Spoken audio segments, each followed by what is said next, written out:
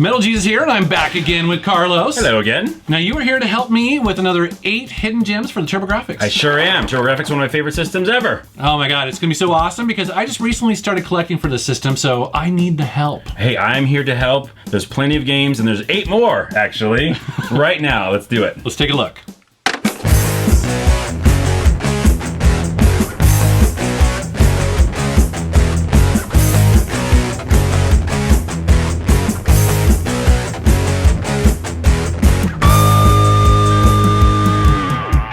All right, dude, show me some games. All right, I can do that. Let's start with Newtopia. Newtopia? Newtopia, basically Zelda. Oh, okay. All right. If you had a TurboGrafx and you wanted to play A Link to the Past, essentially, this was it. This was an awesome, adventure RPG game like Zelda.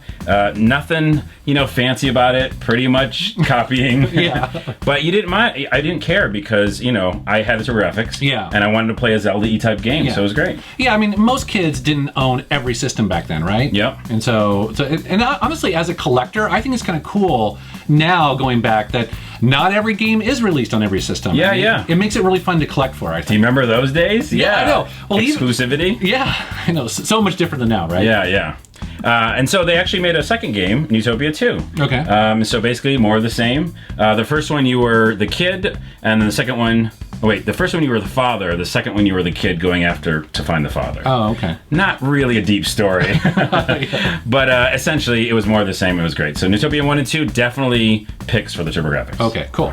Next up is Pac-Land. Pac-Land. Which was an arcade game. Yes. It was released on many, many systems.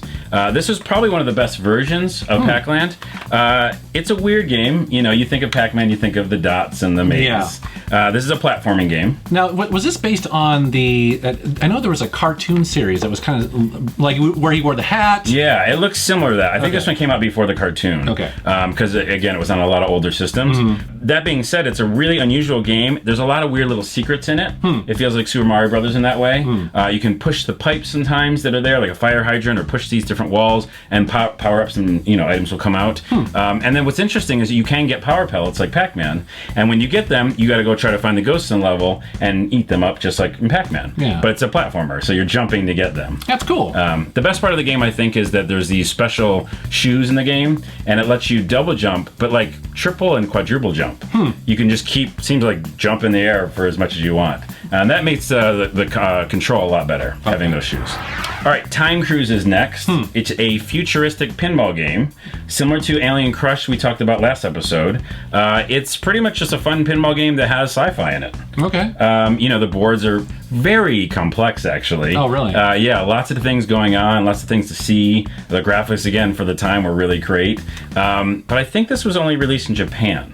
It's amazing to me how many great pinball games were on the TurboGrafx. Yeah. I mean, it's a system to collect for just for that alone. Yeah, the weird pinball games, too. Yeah. They had weird pinball games and shooters, a lot of shooters, which we haven't mentioned yet, but plenty of them. Yeah. So, yeah, Time Cruise, hard to find probably, but a fun space pinball game. Cool.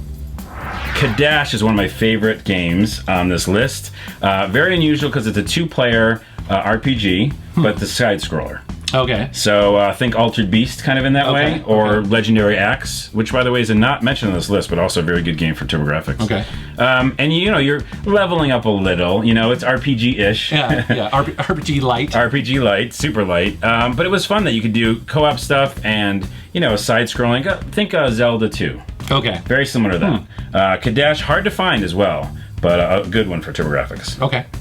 Let's jump to Ys 1 and 2. Now, this is a CD-ROM game. Okay. And we're not really talking about CD-ROM games yet. But I thought I'd mention it for kind of the definitive list. Because it is one of the best RPGs at that time for Turbo. And it was one of the first times we got to see, like we said before, the audio was amazing. And a lot of people loved Ys games. And so, did it get its start on the TurboGrafx, do you know? I don't know that. PC Engine? I think it might be PC Engine, yeah. Okay. Yeah. I'm not sure. I know a lot of people...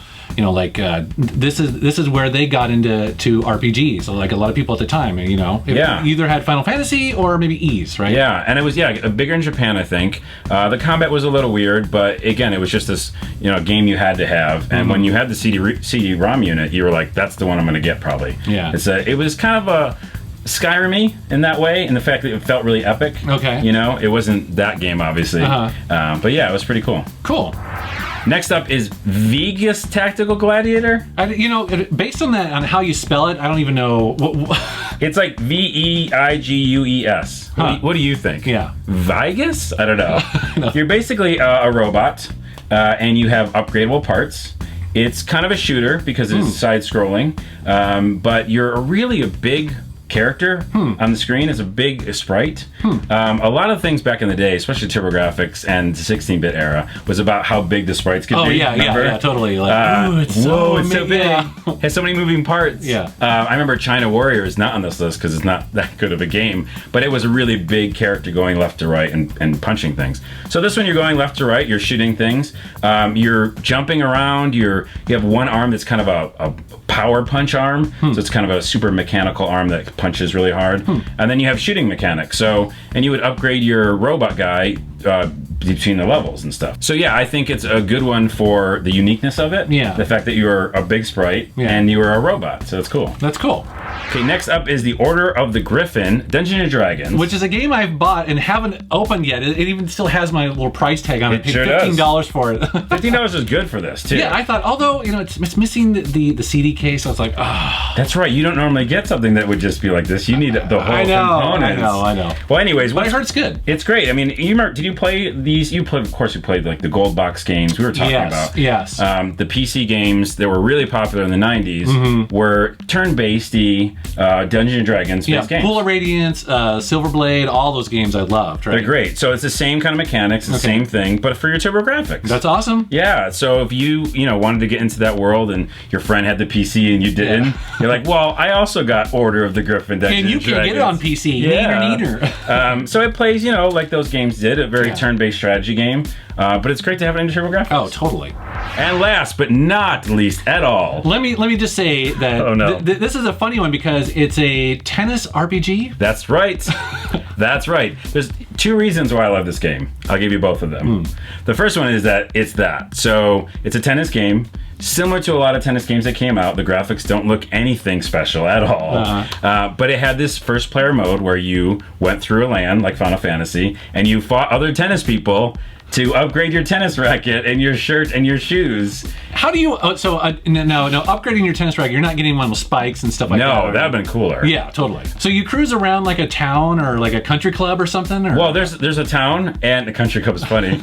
And there's, the overworld, and you random encounters, but the encounters are all tennis matches. Oh, dude, I love this idea. So it's really fun, and I actually never beat it, so I'm coming back now that I just picked it up, and I'm going to actually beat it because, it's not going to have a great ending or anything, but so that's the one reason I like it, because of the uniqueness of that. Yeah. The second thing is it's just fun to play with other people. You'll see soon because we'll be playing it. It's just really, the mechanics are amazing for the time period. I feel like you can always put the ball wherever you want it. A lot of these games, you feel like you don't know where you're hitting the ball, right? Yeah, absolutely. And for the time period, again, with the controller, I felt like you can do a lob shot to the left, to the diagonal right. Yeah. You can drop it right over the net. And to have a game like that, have those controls back then, was pretty cool. One of the funny thing is that I don't really like sports games, but I do, for some reason, enjoy tennis games. I don't know what it is. Like golf and tennis, I think, are okay. No matter what one you can do, you want to play them on a game system. Yeah, totally. So World Tennis, one of my favorite games, kind of all time, which is saying a lot. What? Yeah, it might be. Yeah, crazy. I like it. All right, man. Well, that's another 8 games that I need to save up more money to try to buy. It's like I don't have enough things to try to buy in my collection. Sorry, but you have to, because they're awesome. I know, they're awesome. Speaking of trying to save up money, though, you're going to try to add to your collection one of these configurations. Yes, the Turbo Duo I'm looking for. Basically, Turbo Duo is the TurboGrafx and then also the CD-ROM in one. Is it hard to find? It's hard to find. And actually, funny story, I recently found one, but it was broken. Oh. And so it was in the case, and I said, can I buy this? And they said it doesn't work. And I'm like, why is it in the case? Yeah, you're like, what are you doing? You're trying to tease me here? Yeah, I was teased, successfully teased. So I'm still looking for that. But that's my system I want. Oh, man. Well, speaking of which, we mostly showed off the Hue card games here, but In the future, we want to do a video dedicated just to CD games. Yes, we talked about one of those today, the Ease 1 and 2, but man, there are some really cool CD-ROM games, including Valis, spoiler for our thing, but a lot of really cool CD-ROM games. Again, being one of the first times that happened, CD-based games, it's really cool. So yeah. There's a lot there. Looking forward to it. All right, guys, well, thank you very much for watching this video. Thanks, man, for coming on. Oh, thanks for having me. All right, take care. Bye. If you are a game collector like me, well, you're always on the lookout for hidden gems. Well, on my channel, I've got hidden gems for the PlayStation 2, the Game Boy Advance, Xbox 360, the Atari 2600, GameCube, and so much more. Go ahead and subscribe, and you'll never miss a new one.